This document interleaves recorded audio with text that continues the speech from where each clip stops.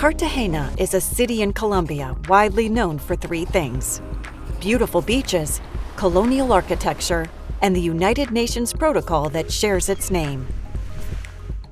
The Cartagena Protocol on Biosafety, adopted in 2003, is a legally binding document that exists under the Convention on Biological Diversity. Countries that sign on to the protocol are called parties. Under the protocol, these parties commit to trading and using certain organisms in ways that reduce risk to biodiversity, the unique interconnected web of ecosystems that support life on this planet.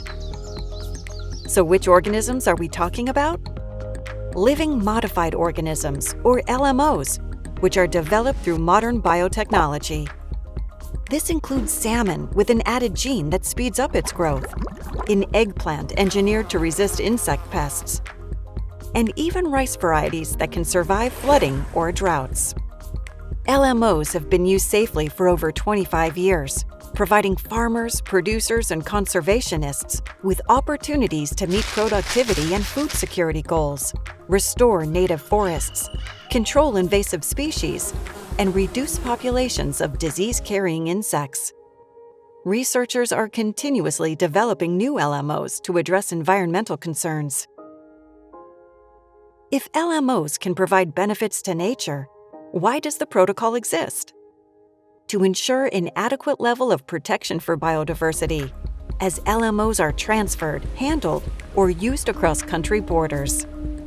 Since LMOs can enter the environment through a variety of ways, such as international trade, cultivation, and intentional release, we need to conduct risk assessments to ensure they are used in a safe, sustainable manner. To date, no LMO has been found to have a negative impact on biodiversity. So how does it work? In short, the protocol provides parties with flexible approaches and options for doing LMO risk assessments. If a country already has a system in place that provides adequate protection for biodiversity, it can rely on that and doesn't need assistance from the protocol. The protocol comes in handy when countries don't have such a system in place. They can turn to the protocol for agreed-upon best practices for assessing and analyzing LMOs that countries can use to approve or reject an LMO. Importantly, they can also use assessments performed by another country's competent authority to evaluate LMOs. This eliminates or reduces the need to repeatedly perform the same risk assessments for the same LMOs, many of which are traded globally, especially if the LMO has been deemed low risk. Many LMO risk assessments can be found at the Biosafety Clearinghouse, an online repository for LMO information. The protocol is unique because it focuses solely on biodiversity. Food safety is covered by other agreements and organizations. It's important to note that the protocol is just one international mechanism related to the movement of LMOs. It is not a trade agreement. Being a party to the protocol does not override other global agreements, like those developed by the World Trade Organization or national laws and regulations. Work under the protocol continues.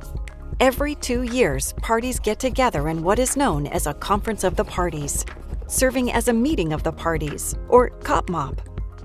These meetings, convened under the Convention on Biological Diversity, can result in reports, capacity-building efforts, or other materials to aid parties in the safe use of LMOs. Even countries that are not parties can participate. Although the overall goals of the protocol are simple, the treaty is often misunderstood.